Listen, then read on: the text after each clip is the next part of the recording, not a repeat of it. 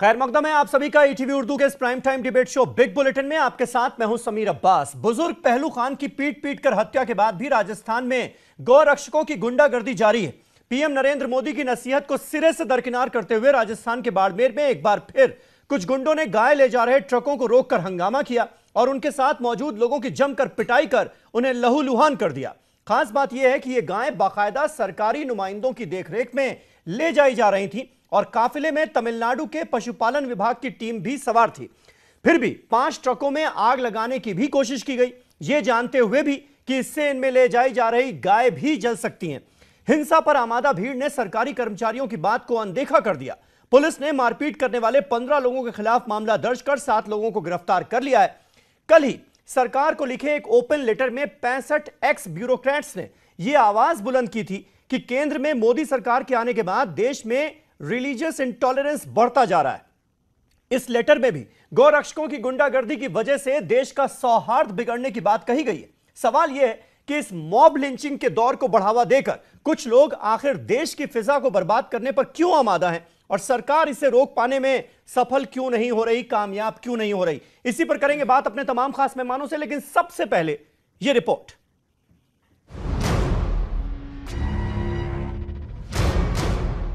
जरा गौर से सुनिए इस आवाज को। There is no restriction of food choice. There is no restriction of food choice. There is no restriction of food choice. ये अल्फाज हैं वजीर दाखिला राजनाथ सिंह के, जो ये कह रहे हैं कि किसे क्या खाना है इस पर कोई पाबंदी नहीं। लेकिन जरा दूसरी तस्वीर देखिए जो कुछ अलग ही कहानी बयां कर रही है।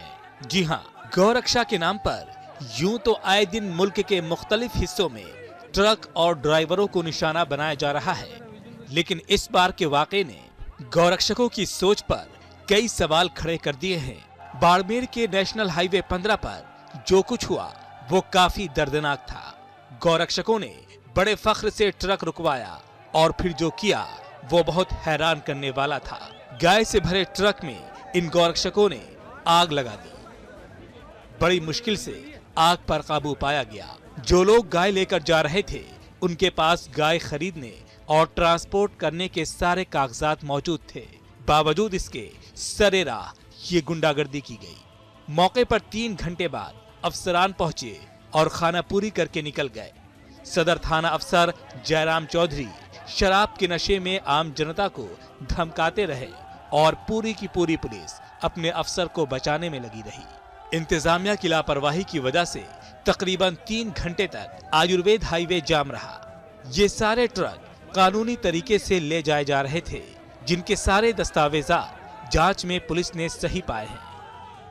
इनको समझाइश की गई, मेरे द्वारा की गई। इनको बिल्कुल अच्छी तरह से समझाइश के बावजूद मैंने कहा इनके कागज़ है, कागज़ को मैं काउंट करता हूँ। कागज़ के अलावा जो भी होगा अनाधिकृत एक भी गाय होगी उसको नहीं जाने देंगे। उसके बावजूद ट्रकों में तोड़ फोड़, कांच तोड़ना और एक ट्रक के आग लगाना, मुश्किल से आप और सब जनता ने मिल करके इसको बुझाया है।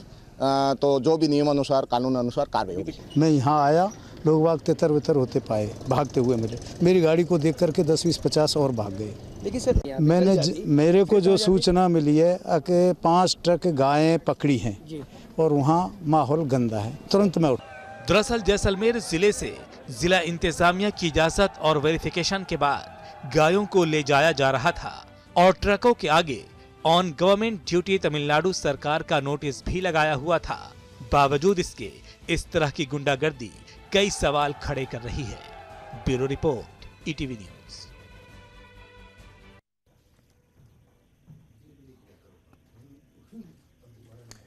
तो भीड़ का इंसाफ या नाइंसाफी का नया दौर, इस पर हम बात करेंगे। हमारे साथ तमाम खास मेहमान जुड़ चुके हैं। हमारे साथ शहजाद पूनावाला साहब मौजूद हैं जो कि कांग्रेस पार्टी का पक्ष रखेंगे। स्टूडियो में मेरे साथ हैं मौलाना साजिद रशीदी साहब, प्रेसिडेंट हैं ऑल इंडिया इमाम एसोसिएशन के, वो भी मेरे साथ स्टूडियो में हैं। राजकुमार भाटी साहब, सीनियर लीडर समाजवादी पार्टी के, मेरे साथ मौजूद हैं। आशु मोंगिया साहब, नेशनल प्रेसिडेंट राष्ट्रीय गौरक्षा सेना के, वो भी स्टूडियो में हैं।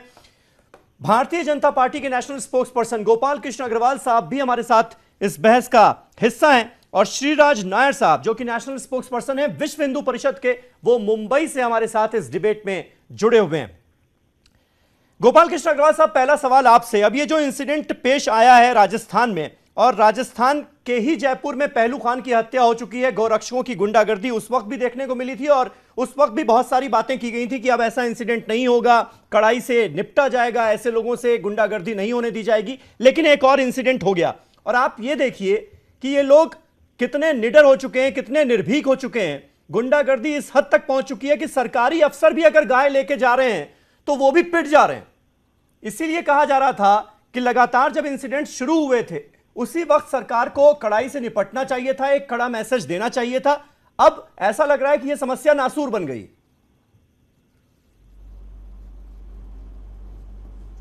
नहीं, ऐसी बात नहीं है। यह समस्या आज की बात नहीं है, यह पूरे कई वर्षों से चली आ रही है।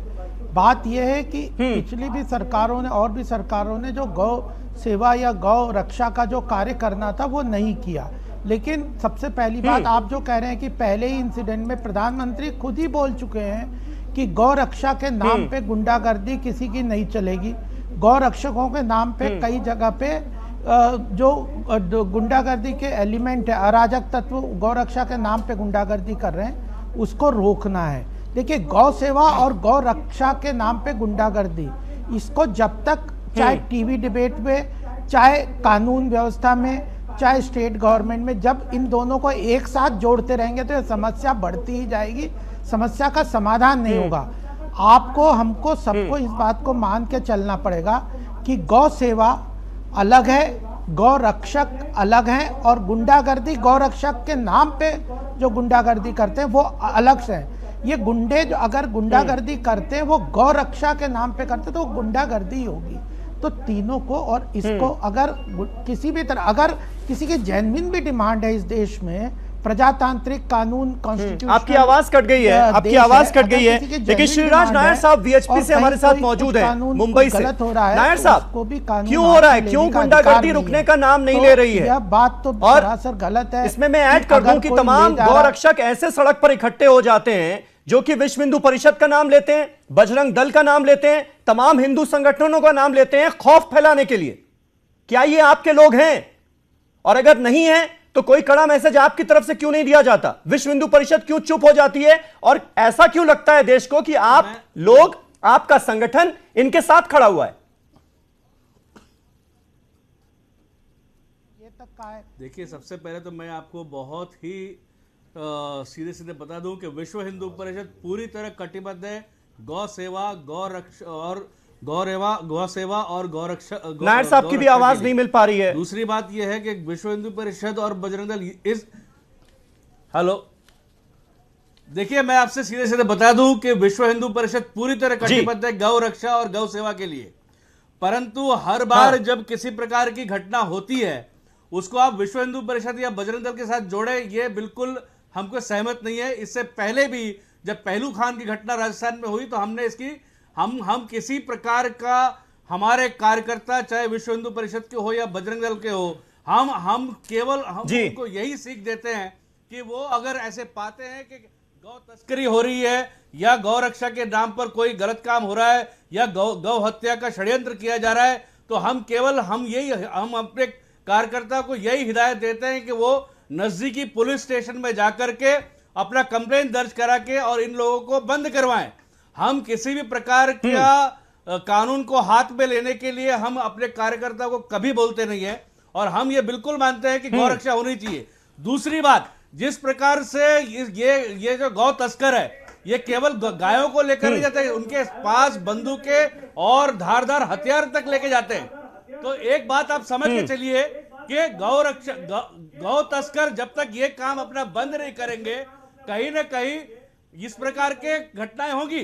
पर उसके साथ साथ मैं आपको ये बिल्कुल कहना चाहूंगा, विश्व हिंदू परिषद या बजरंग दल, हम अपने कार्यकर्ताओं को कानून को हाथ में लेने के लिए हम बिल्कुल मना करते हैं। केवल और केवल कानून के साथ जाना, पुलिस स्टेशन में कंप्लेंट दर्ज करवाना, और ऐसे जो षड्यंत्र करने वाले ऐसे। नायर साहब, लेकिन आपके संगठन का नाम लेकर हो रही है ना गुंडागर्दी।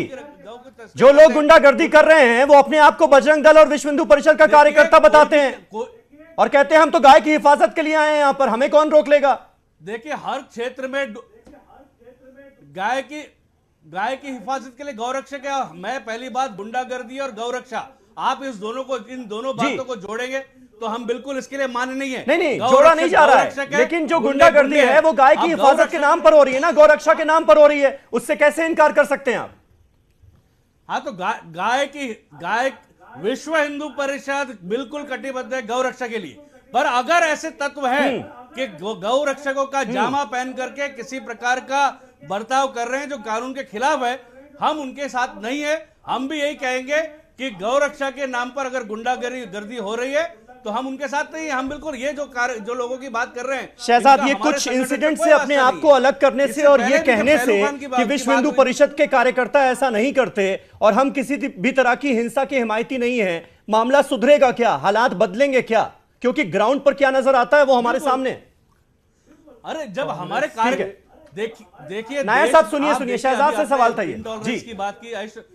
देश में मैं आऊंगा उस पर भी, इंटॉलरेंस पर आऊंगा, रिलीजियस इंटॉलरेंस का जिक्र हुआ है, तमाम ब्यूरोक्रेट्स ने किया, उस पर आऊंगा। अभी जो बात हो रही है उस पर सवाल था शहजाद से जी।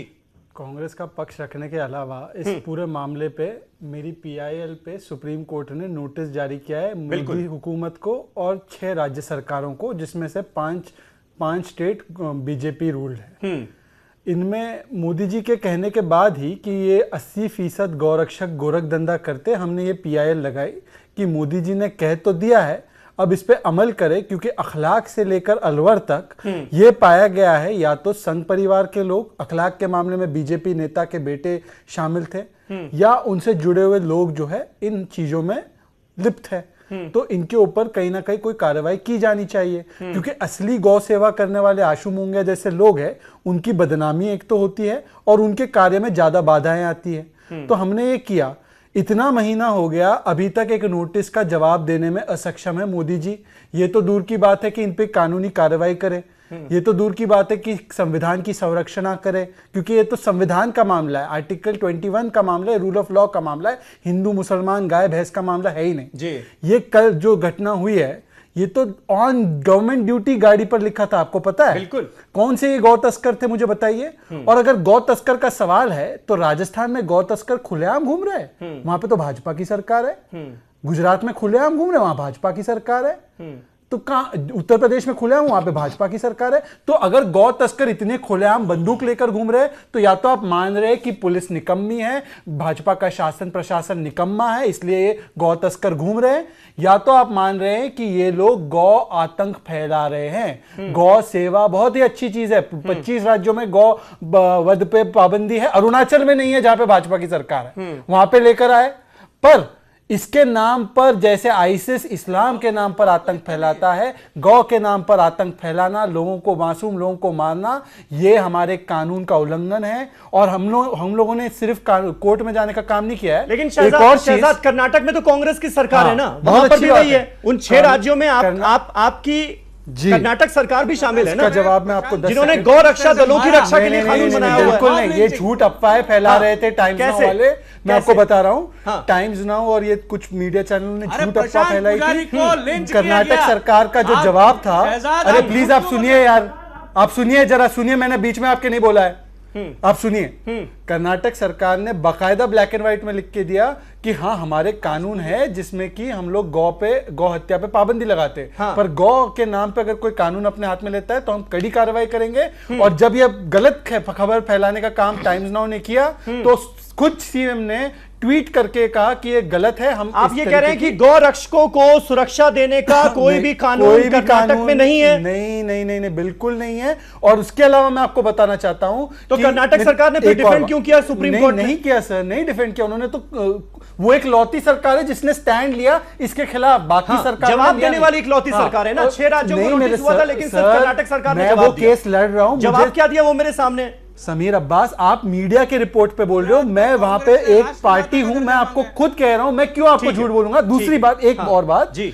इसके अलावा हमने एक कमेटी बनाई है जिसमें संजय हेगड़े, अपूर्वानंद और बाकी देश के बड़े नामी गिनामी लोग हैं, मनोज झा जैसे लोग हैं, 10 लोगों की कमेटी है। हम लोगों ने मानव सुरक्षा कानून मासुका, इस कानून का ड्राफ्ट हम तैयार कर रहे हैं और हम लोग प्रधानमंत्री के सामने पेश करेंगे कि एक सख्त कानून होना चाहिए, चाहे गौ के नाम पे हो। राजस्थान में एक और बच्चे की मौत मार दिया गया, वीडियो सामने आया है, आपको पता होगा कि एक चुरू में घटना हुई। तो ऐसे कोई भी अगर भीड़ तंत्र में किसी की जान ली जाती है उसके खिलाफ सख्त कानून हो, इसके लिए हमने आशु मोंगिया साहब, इसीलिए लगातार ये कहा जा रहा था जब से ये गौ रक्षकों की गुंडागर्दी शुरू हुई है कि पुलिस का काम पुलिस को करने देना चाहिए, कानून जो है वो उसका पालन होना चाहिए। और कानून ये नहीं कहता कि कोई भी गौ रक्षक बन जाए, गमछा डाल ले और उसके बाद फिर ऑन द स्पॉट फैसला करने लगे। इस प्रथा को, इस चलन को रोकना पड़ेगा, लेकिन आप लोग माने नहीं, जिसका नतीजा आज हमारे सामने है कि हर कोई पुलिस के रवैये में नजर आ रहा है और अपने हिसाब से कानून को डिफाइन कर रहा है।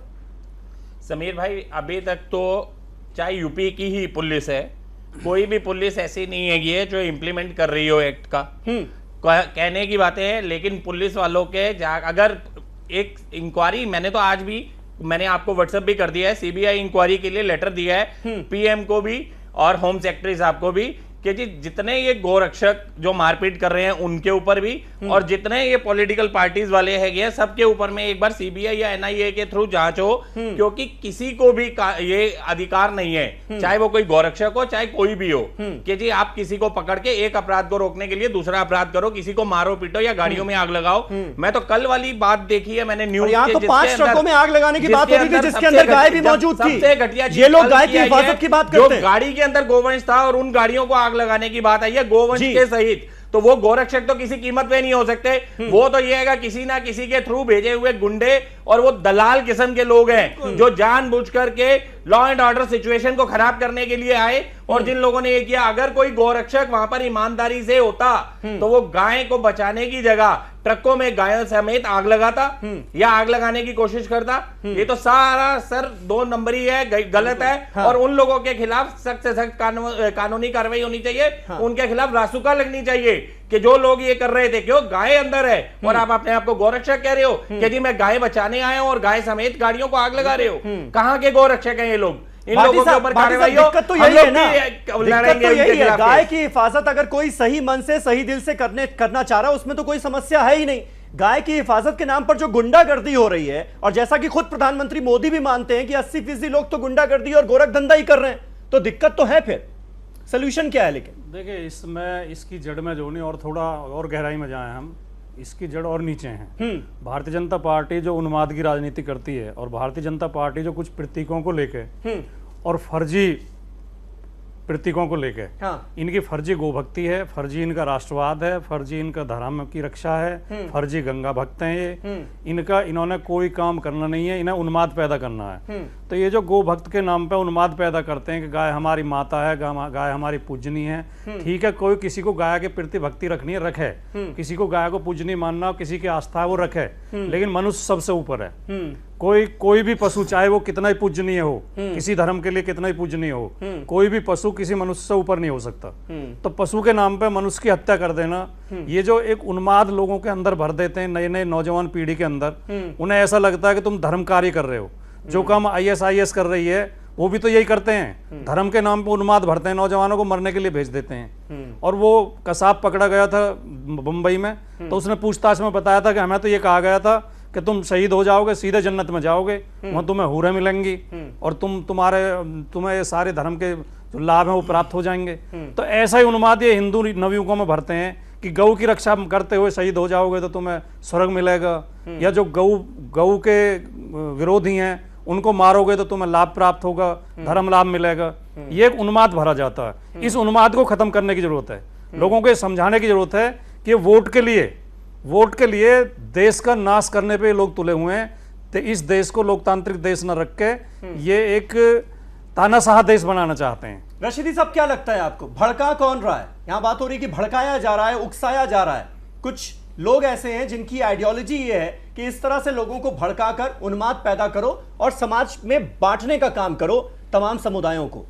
हैं कौन वो लोग? देखिए, 2 चीजें इसमें समझने की हैं समीर भाई। एक तो ये है कि आस्था अपनी जगह है जी, किसी भी धर्म से, किसी भी चीज से आस्था अपनी जगह है। उस आस्था का मतलब दहशतगर्दी नहीं है, उस आस्था का मतलब इंसानियत की हत्या नहीं है जी। अगर आपकी आस्था है, उस आस्था को हम भी स्वीकार कर रहे हैं। मुसलमान कहाँ कह रहे हैं कि गाय के साथ जो है हम गाय हत्या करेंगे या गाय को जो है जबरन काटेंगे जी। मुसलमान भी ये कहता है कि आप पूरे देश के अंदर गाय को एक कौमी पशु मान लीजिए और जहां जहां गाय पर बैन नहीं है वहां भी बैन लगाइए। इनकी सरकारों में बैन नहीं, कई जगह पर वहां भी बैन लगा दीजिए। लेकिन ये लोग असल में उसको करना नहीं चाहते। सबसे पहली बात तो ये है कि इनकी नीयत में खोट है, ये नहीं करना चाहते इस बात को। ये तो सिर्फ इससे जो है दहशतगर्दी फैलाना चाहते हैं और अपना वोट बैंक मजबूत कर रहे हैं। दूसरी बात ये है, ये जो गौ रक्षक हैं जी, जैसे प्रधानमंत्री जी ने भी एक बयान दिया था कि भाई ये गौ भक्षक हैं और कुछ असामाजिक तत्व जो है इस काम को दिन में करते हैं और रात में चोरी डकैती करते हैं। मैं प्रधानमंत्री जी से एक बात कहना चाहता हूँ, अपने बयान तो दे दिया, बहुत अच्छा बयान था, सभी लोगों ने उसका समर्थन भी किया, सभी समुदाय के लोगों ने, लेकिन उसके बाद में इन लोगों पर कार्रवाई क्या हुई? असल प्रश्न ये है कि भाई आपने कार्रवाई क्या की है? आपकी जहां जहां सरकारें हैं बाकायदा ये काम बढ़ता जा रहा है और इस तरह की घटनाएं रोज बरोज हो रही हैं। मैं जहां जिस जगह से आता हूं हरियाणा बिल्कुल लगा हुआ है जी। आप देखिए मेरे गांव के आसपास में कितनी तस्करी होती है गाय की और बाकायदा पुलिस इसमें इन्वॉल्व है, बाकायदा सरकार के लोग उसमें इन्वॉल्व हैं। अगर गाय को बेचना बंद कर दिया जाए, आप एक आंकड़े के मुताबिक ये देखिए कि 90% लोग हिंदू गाय पालता है, मुसलमान नहीं पालता। मुसलमानों के पास बहुत कम गाय हैं पालने के लिए। तो ये गाय आती कहां से? या तो गौशाला से आती हैं या जो लोग पाल रहे हैं वो बेच रहे हैं। जब दूध देना बंद कर देती है तो आस्था इनकी खत्म हो जाती है। तो मैं ये कहना चाहता हूं कि आप गाय की बेचने पर पाबंदी लगाइए, गाय बिकनी बंद हो जाएगी तो ये सारा अनुवाद ही खत्म हो जाएगा। आप तो जानबूझकर गाय को बेच भी रहे हैं और गौशाला से गाड़ियां भी भरवा रहे हैं और फिर ये सारे काम वैसे भी बीच में रह गई थी। अब आपका वक्त है, आप जवाब दे दीजिए। आरोप तमाम तरफ से यही लग रहा है कि बयान तो बहुत कड़ा आया था प्रधानमंत्री मोदी का कि 80% लोग जो हैं वो गोरख धंधा कर रहे हैं गौरक्षा के नाम पर, लेकिन इसके बाद सबने उम्मीद की थी कि कड़ाई से निपटा भी जाएगा ऐसे गौरक्षकों से जो कानून अपने हाथ में लेते हैं। वो होता नजर नहीं आ रहा। नहीं, देखिए ये तो गलत बात है। पहली बात कि कानून अपने हाथ में, सरकार कार्रवाई कानून के तहत ही तो करेगी। आप बाड़मेर का ही किस्सा ले लीजिए, जैसे ये घटना हुई तो क्या FIR लॉन्च नहीं हुई? क्या लोगों का अरेस्ट नहीं किया गया? सरकार ने और हम लोगों ने सबने क्या बयान नहीं किया? को इंसाफ नहीं मिला, अभी तक पहलू खान को इंसाफ नहीं मिला। क्या इस इंसाफ के मिलने में 200 साल गुजरेंगे? नहीं, आपका कानून क्या कैसे काम करता है? अखलाक को इंसाफ नहीं मिला, पहलू को इंसाफ नहीं मिला, कब तक आपके FIR होती रहेंगी भाई? कानून ना आपका है, देश को कैसा गुमराही के अंदर आप ले जाना चाहते हैं? जवाब तो सुन लीजिए उनका, रशीदी साहब। कानून ना आपका है ना हमारा, इस देश का कानून है। सुन लीजिए, कानून ना इनका है ना मेरा है, यह देश का कानून है, देश का कोर्ट है, सब उसी के तरफ चलता है। अखलाक को क्या हुआ तो फिर 50 चीजें की बात है, वो अभी चर्चा का विषय नहीं है। सबसे पहली बात, मुझे पता नहीं पहली मेरी कितनी सुनाई दी क्योंकि बीच में कट गया था। क्या चर्चा का विषय नहीं बात है कि जो आपके जहन में अखलाक की तरफ से वो बोल दीजिए ना। भाई पूछा जो आप अखलाक को गलत साबित करने पे बीजेपी के लोग तुले हुए हैं, आप बोल दीजिए उसको जो बोलना चाहते हैं। जी, अखलाक को आप लोग गलत साबित कर रहे हैं। क्या है कि अभी जितने भी यहाँ पे वक्ता हैं सब कह रहे हैं कि भाजपा और संघ के लोग ये काम कर रहे हैं। मैं तो कह रहा हूँ ये कांग्रेस के गुंडागर्दी है, कांग्रेस के लोग सारा कर रहे हैं। हम नहीं कह रहे हैं कि भाजपा के लोग कर रहे हैं, ना कांग्रेस वालों ने कह रहे हैं। कांग्रेस की गुंडागर्दी कहते हैं कि जो लोग कर रहे हैं उनके खिलाफ कार्रवाई कैसे गुंडागर्दी कर रहे हैं आप? ये तो कांग्रेस की गुंडागर्दी। कोई नहीं कह रहा है कि भाजपा गोरक्षा के नाम पे ये लोग ऐसे तो आरोप किसी पे भी लगाते रहो। कांग्रेसी गिरफ्तार हुए अभी तक, ये कह रहे हैं संघ के लोगों ने किया। कम से कम कुछ कांग्रेसी राजस्थान में गिरफ्तार, जो 4 लोग गिरफ्तार हुए हैं। कांग्रेसी क्यों गिरफ्तार करेंगे? आप कह रहे हैं कांग्रेस के लोग हैं इसके पीछे, उसको करेंगे। जो गोरक्षा के नाम पर गुंडागर्दी कर रहे हैं वो कांग्रेस के लोग हैं। अनुपालन कराने का अनुपालन नहीं करवा दो। कम से कम राजस्थान की जो पुलिस है उनकी चूड़ियां उतरवा दो। जो राजस्थान का DGP और कमिश्नर वगैरह SP वगैरह चूड़ियां पहन के बैठे हैं, तस्करों से पैसे ले लेके, वो चूड़ियां उतरवा दो आप लोग। राजस्थान के अंदर में तस्करी बंद तब होगी।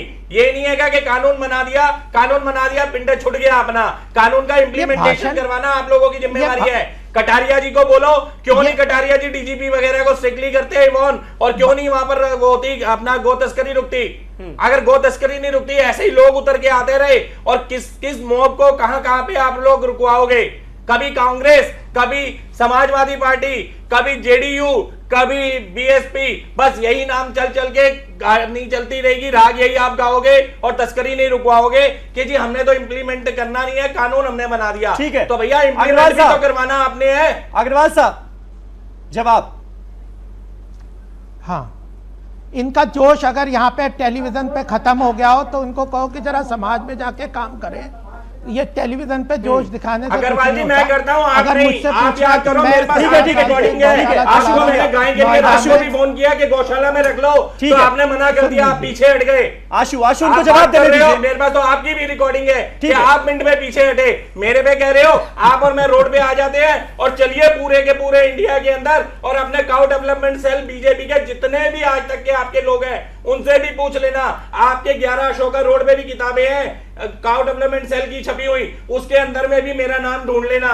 ठीक है आशु प्रैक्टिकली आशु जमीनी स्तर पे आशु मोंगिया जी पर्सनल मत मारिएगा दोबारा पर्सनल मत होइए, सबूत के साथ आशु जी पर्सनल मत होइए। अग्रवाल साहब जवाब दे दीजिए जल्दी से।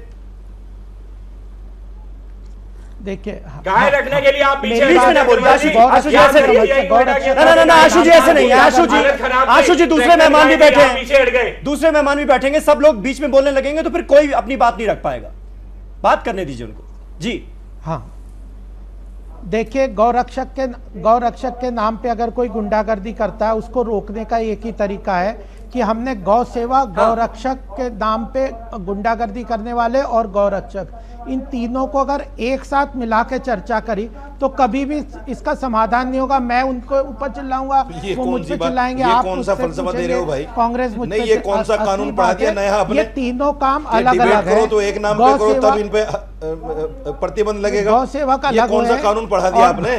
गौरक्षक अलग है। गौरक्षा के नाम पे जो गुंडागर्दी कर रहे हैं उनके ऊपर सरकार कार्रवाई कर रही है। कार्रवाई करो भाई, उन पे कार्रवाई करो। कितना कह रहे हैं कि उन पे कार्रवाई करो, कार्रवाई नहीं कर पा रहे हैं, कार्रवाई नहीं कर पा रहे, उस पे कार्रवाई की जा रही है क्योंकि वो गौरक्षक हो ही नहीं सकते जो गाय के भरे हुए ट्रक को आग लगा रहे हैं, गाय समेत। अगर कार्रवाई भी कर, और अगर आपको नहीं लगवा सकते मैं दे देता हूँ एक लेटर। कार्रवाई भी कर, शहजाद इलाज क्या यही है कि जो लोग गुंडागर्दी करें उनके खिलाफ आप एफआईआर कर दीजिए और कानून अपने हिसाब से काम करे। अब बीजेपी ने ये कहना कि इससे ज्यादा और क्या किया जा सकता है? वो गुंडे हैं, गुंडों की तरह उन्हें ट्रीट किया जा रहा है। शहजाद मैं सिर्फ दो कोई उनको सड़क पे पिटाई थोड़ी करेंगे जी। बिल्कुल नहीं, वो सड़क पे पिटाई करें लोगों की, आप उनको आजाद छोड़ दीजिए। ये कौन सा तर्क है? नहीं तो रशीदी साहब कानून के हिसाब से ही तो काम होगा ना। अगर उन्होंने अपने कानून अपने हाथ में लिया तो कानून ही कार्रवाई करेगा ना। पुलिस तो उनको मार सकती है। एक आदमी की हत्या हो रही, पुलिस तो उनको मार सकती है। अच्छा, मैं अभी अपनी और कर भी लिए, कानून ने कार्रवाई कर दी है, एफआईआर लॉन्च कर दी, 4 लोगों को अरेस्ट आप लोग जब समाप्त करें तब मैं कोई तर्क वाली बात करूं, या तो आप लोग चलते रहे। शहजाद पहले तो कांग्रेस पे आरोप लगाया गया कि कांग्रेस ये करवा रही है, तो कांग्रेस के कार्यकर्ता बीजेपी शासित प्रदेशों में ये काम करवा रहे हैं, तो या तो बीजेपी का प्रशासन निकम्मा है या तो मुझे ये लिस्ट दे दे कि कितने कांग्रेसियों को कौन सी धाराओं के तहत गिरफ्तार किया। शहजाद भाई मैं तो इसलिए कह रहा था, आप संघ का नाम ले रहे थे बिना बात पे, बिना प्रूफ के, ये है मैं कह रहा था। अरे सुनिए भाई गोपाल जी, मैं आपके बीच में नहीं बोला, थोड़ा कृष्ण भगवान की जो है तरफ पेश आने का शहजाद को ये कह रहे हैं कि आपने भी तो संघ का नाम लिया ना, संघ के कार्यकर्ताओं को तथ्य दे रहा हूँ ना, उसका तथ्य दे रहा हूँ मैं, इसलिए उन्होंने मैं तथ्य दे रहा हूँ ना बिना कोई प्रूफ के। अखलाक, अरे मैं बता रहा हूँ भाई, आप प्रूफ दे रहे हैं, आप कान खोल के सुनिए, प्रूफ दे रहा हूँ जी। अखलाक के मौत में पकड़े गए जो जिन लोगों पे दल से जुड़े हुए हैं, बताइए आप। अरे यार सुनो ना यार, अब तुम शुरू हो गए, अजीब है तुम लोग। शहजाद आप बोलिए, आप अरे आप अजीब हो, सुन लो। नहीं शहजाद तुम तो शहजाद बात करने की तमीज रखो। तुम अभी सुन लो ना भाई, मेरे बीच में मत बोलो, मैं किसी के बीच में नहीं बोल रहा, तुम बीच में बोल रहे हो। रोमियो जूलियट है तुम लोग। सुन लो अब मेरी बात, सुन लो अब मेरी बात सुन लो। अखलाक की हत्या में जिन लोगों पे चार्जशीट हुई है उसमें बीजेपी के लोग हैं, पहली बात। जब अखलाक जिसका बेटा एयरफोर्स में था उसका हत्यारा मरा तो उसके हत्यारे को शहादत, उसको शहीदों की तरह तिरंगा लगाने के लिए महेश शर्मा वहां पे गए। ये क्या है? गुलाबचंद कटारिया ने क्लीन चिट दी पहलू खान के हत्यारों को।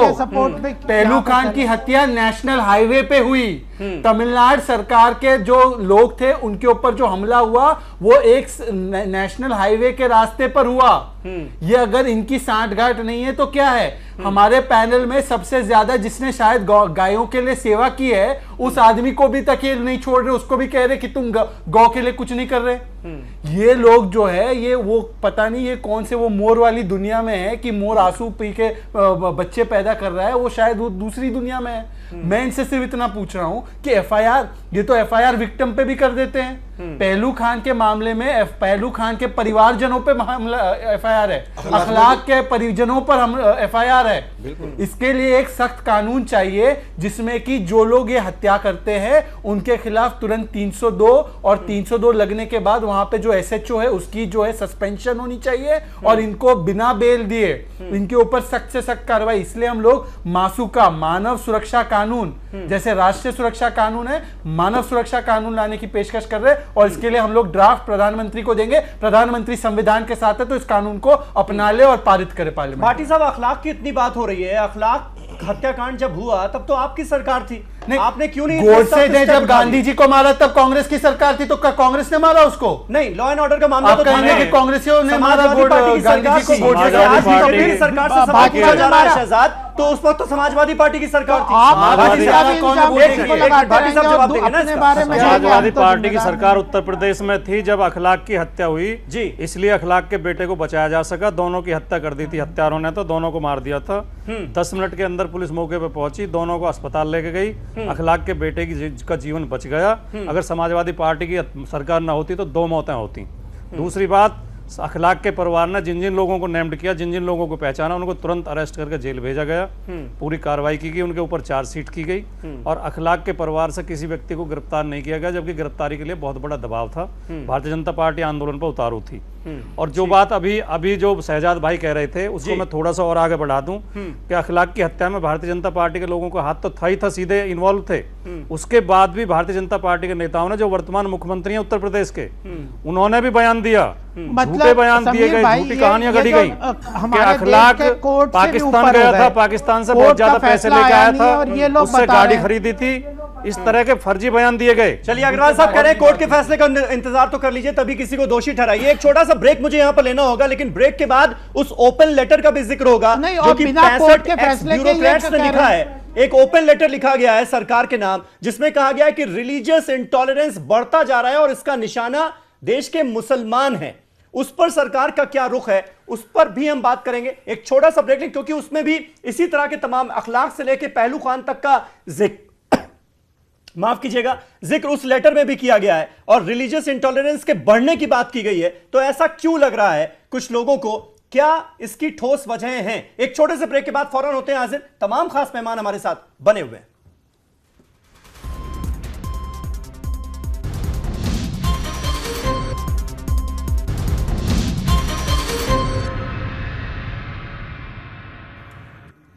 तो बात हो रही है गौरक्षा के नाम पर हो रही गुंडागर्दी की। तमाम खास मेहमान हमारे साथ बने हुए हैं और अपने दर्शकों को बता दें कि कल ही 65 पूर्व नौकरशाहों ने एक लेटर लिखा है, ओपन लेटर है ये, जिसमें सुपर कॉप जूलियो रिबेरो, जो मुंबई के पुलिस कमिश्नर भी रह चुके हैं, वो हैं, प्रसार भारती के सीईओ जवाहर सरकार, former secretary planning commission NC Saxena, Aruna Roy, वजाहत हबीबुल्ला समेत तमाम ऐसे ब्यूरोक्रेट्स हैं जिन्होंने ये कहा है कि देश में रिलीजियस इंटॉलरेंस लगातार बढ़ता जा रहा है और एक डर का माहौल, एक भय का माहौल साफ नजर आ रहा है। गौरक्षा के नाम पर जो गुंडागर्दी हो रही है उसका तो जिक्र इसमें है ही, साथ ही साथ सहारनपुर इंसिडेंट का भी जिक्र किया गया है, स्लॉटर हाउसेस को टारगेट जिस तरह से किया गया और माइनॉरिटीज को निशाना बनाया गया उसका भी जिक्र किया गया है और कहा यह गया है कि इस माहौल में कैसे भयमुक्त होकर कोई अपनी बात कह सकता है, लिख बोल सकता है। मौलाना साजिद रशीदी साहब, क्योंकि जिक्र यह हो रहा है कि टारगेट जो है वो मुसलमान हैं, अल्पसंख्यक हैं, इस बात से इत्तेफाक रखते हैं आप क्या? और क्या इस तरह के लेटर की, इस तरह की बातों को कहे जाने की जरूरत है? ऐसा लगता है आपको इस देश का माहौल इस वक्त?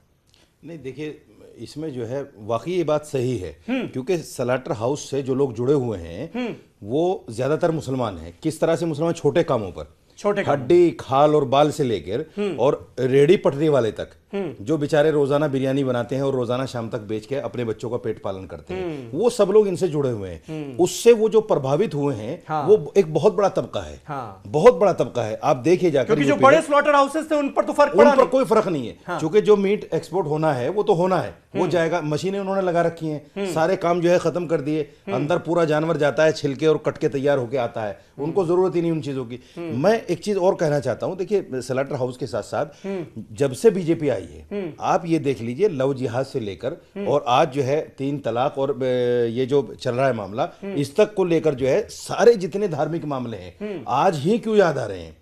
मैं ये कहना चाहता हूं, संविधान भी हिंदुस्तान का एक है, आप उसको भी पढ़िए, उसमें भी बहुत सारी चीजें ऐसी हैं जो कहीं ना कहीं मुसलमान को भी मानना है, हिंदू को भी मानना है, आप उसको अलग अलग करके क्यों देखते हैं? श्रीराज नायर साहब, इतने सारे लोग एक साथ जब आकर ये कह रहे हैं कि रिलीजियस इंटॉलरेंस बढ़ता जा रहा है इस देश में, क्या आप मानते हैं कि उसकी एक बड़ी वजह आपका संगठन भी है, विश्व हिंदू परिषद भी है? क्योंकि आपके संगठन की तरफ से जिस तरह के बयानात दिए जाते हैं वो अक्सर बांटने वाले होते हैं।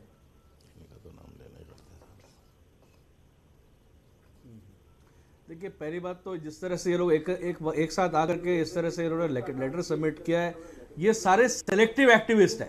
कभी कश्मीर में इतने सारे हिंदुओं को हत्या कर दिया गया है, हमारे हिंदू बहन बेटियों को, तभी ये लोग कहां गए थे? जिस तरह से कांग्रेस की सरकार में कर्नाटक में प्रशांत पुजारी को जिंदा मार दी, जिस तरह से मारा गया, तभी ये लोग कहां थे? महाराष्ट्र में आजादी में विश्व हिंदू परिषद कहां था? आजादी में विश्व हिंदू परिषद कहां था? मुझे बता दीजिए। आप देखिए, ठीक है, उनको बोलने दीजिए। ये लोग सिलेक्टिवली टारगेट, आजादी में विश्व हिंदू परिषद कहां था? हिंदुत्व को अंग्रेजों की दलाली कर रहे थे आप लोग, आज हिंदुस्तान के मालिक बनना चाहते हो। आपका इलाज सही किया है गुजरात के अंदर मोदी ने, बहुत अच्छा किया है। आज प्रवीण तोगड़िया ठिकाने पे आ गए हैं। नहीं, श्रीराज नायर तुम्हारे साथ मामला, श्रीराज नायर साहब, आपने शायद सुना नहीं, मैंने कुछ नामों का जिक्र भी किया और तमाम 65 नाम ऐसे ही हैं जिनका राजनीति से दूर दूर तक कोई वास्ता नहीं है। ये सिर्फ ये सारे लोग ब्यूरोक्रेट रह चुके हैं। स्यूडो सेक्युलरिज्म और लिबरल्स, ये भी समाज में एक प्रकार का सौहार्द बिगाड़ने का काम करते हैं। ये लोग क्यों नहीं कश्मीर में जब ये सब इतने पलायनवाद हुआ तो इन लोग क्यों नहीं? मतलब लिबरल लोगों से भी दिक्कत है आपको? वापस करने नहीं गए अभी तक, उदारवादी लोगों से भी दिक्कत है। अब तक कट्टरपंथियों से थी, अब लिबरल से भी हो गई। जिस तरह से नायर साहब, ये तो वही बात होगी ना कि जो सवाल उठाएगा उसको आप देशद्रोही करार दे देंगे। नहीं, ये सो कॉल्ड, मैं सिलेक्टिव एक्टिविज्म के खिलाफ हूं। मैं सिलेक्टिव एक्टिविज्म की बात कर रहा हूं। अभी गुजरात में चुनाव आ रहे वाले, गुजरात का हर कांग्रेसी नेता गौ भक्त हो गया रातों रात, गौ को राष्ट्र माता का दर्जा दे रहा है। अरे आप सिर्फ इतना बता दो कि हिंदुस्तान के बनाने में आपका क्या योगदान रहा है, हिंदुस्तान के बनाने में आपका क्या योगदान रहा है, इतना बता दीजिए। विश्व हिंदू परिषद ने क्या देश के लिए कुछ किया है? एक जान की कुर्बानी दी है? दलाली कर रहे थे आप अंग्रेजों की उस वक्त में, आप दलाली कर रहे थे उस वक्त जब हमारी गर्दनें काटी जा रही थी आजादी के नाम पे, तुम दलाली कर रहे थे उस वक्त में।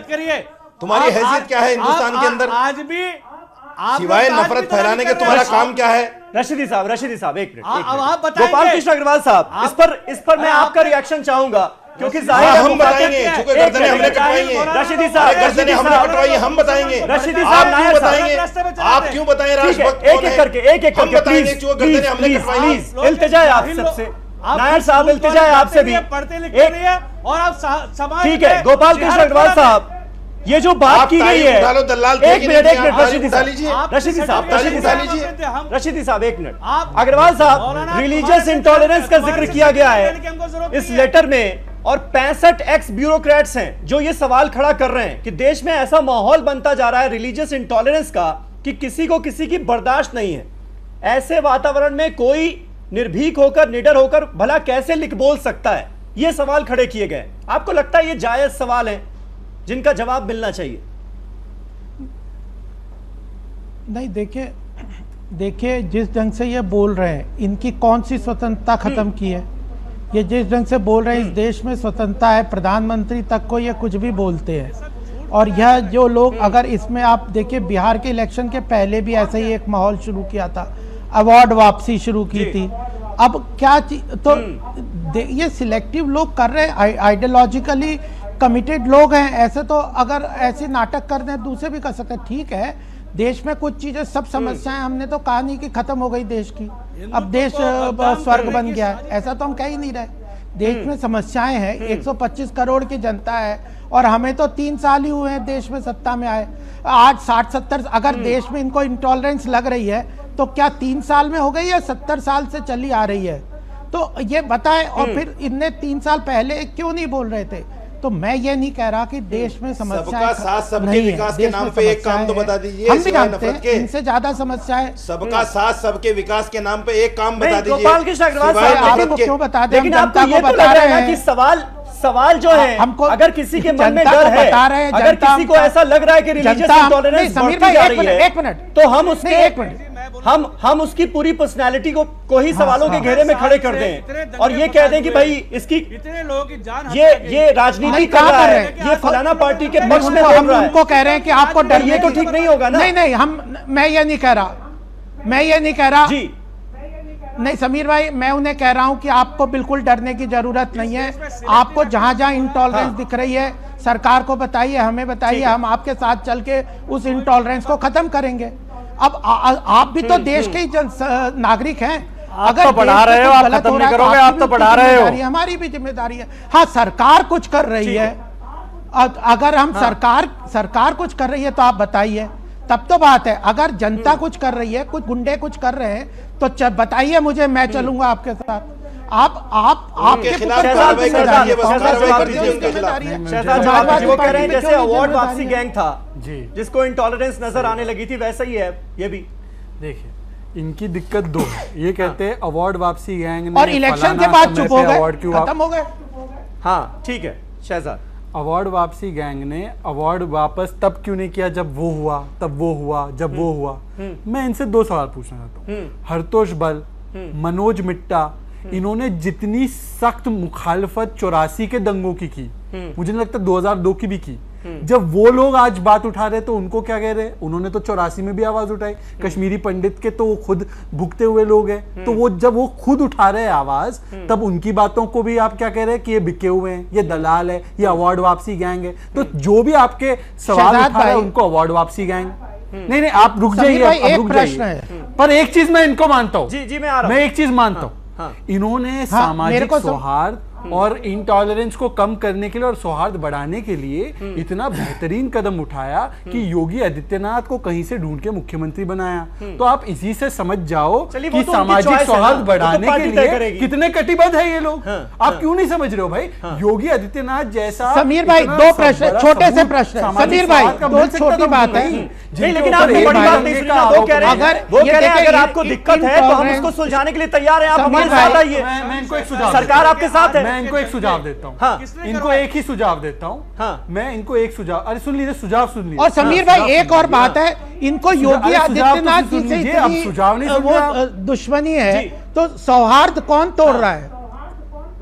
नहीं, एक मिनट सुन लीजिए, एक प्रश्न हो रहा है। वो भी अगर योगी आदित्यनाथ जी से हिंदू युवा वाहिनी से पूछ के आई है तो सौहार्द को आपके अंदर या इंटॉलरेंस किसके पास है? मुझे भाटी साहब के पास है। अरे भैया, सुझाव ले लो। दूसरी बात, इस देश में अगर इंटॉलरेंस कभी हुई है तो इमरजेंसी में हुई है।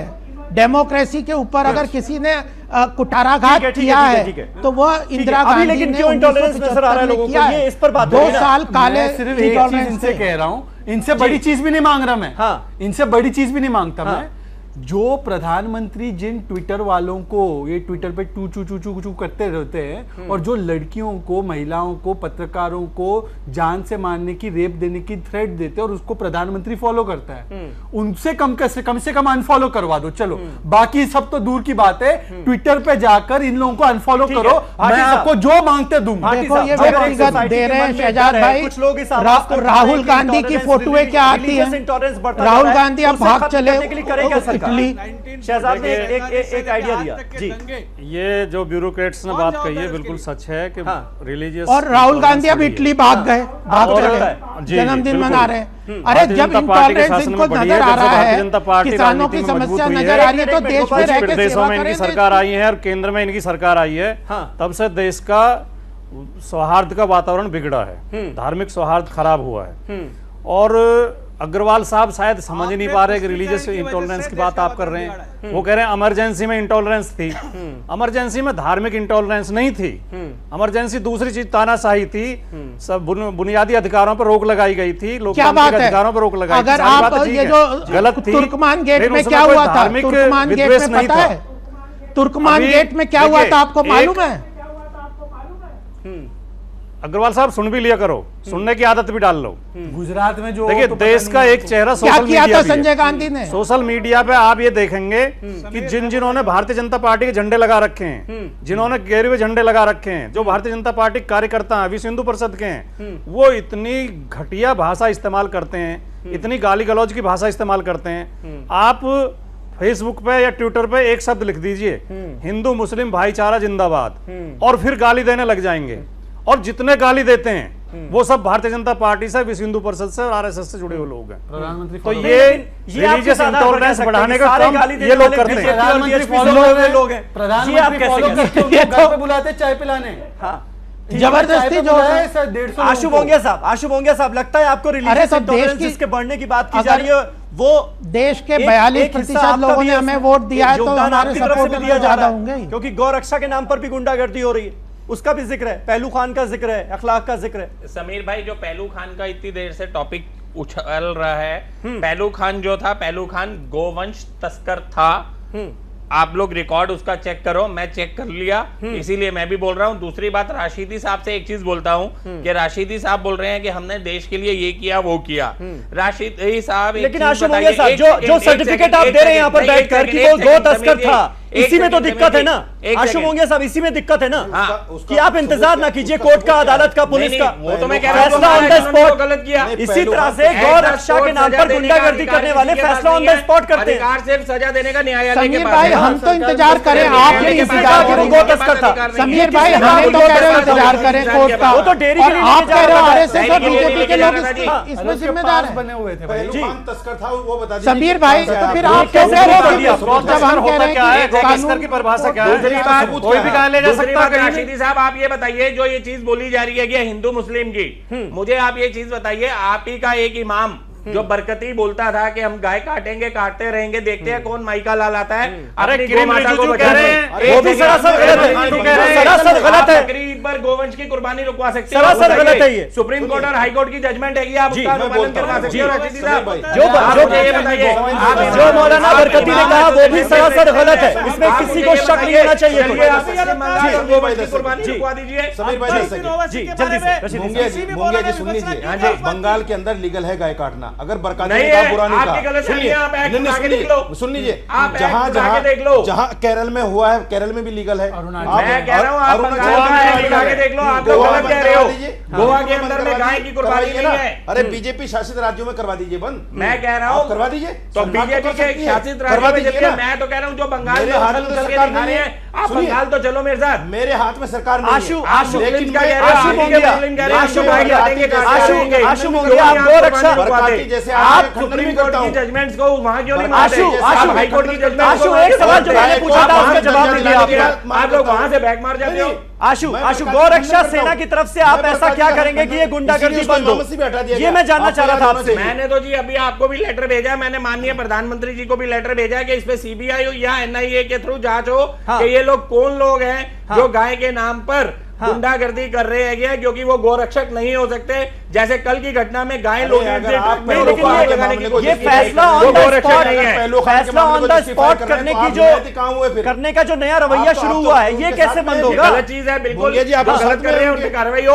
आप पहलू खान को तस्कर बता रहे हैं, आप बिल्कुल पहलू खान पे उन भक्षकों के साथ में आप, इसका मतलब बिल्कुल जो गुंडागर्दी नहीं, जो गुंडागर्दी कर रहे हैं। अग्रवाल साहब, लास्ट में मैं चाहूंगा आप सरकार की तरफ से क्या भरोसा दिला सकते हैं?